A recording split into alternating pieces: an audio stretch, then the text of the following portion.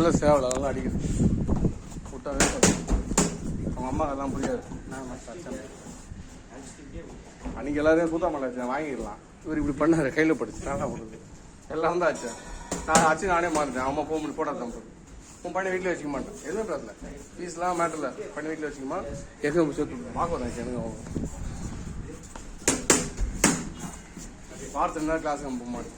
Simple matter போச்சு. நேமே போட்டு விட்டேன் பாரு அதில்.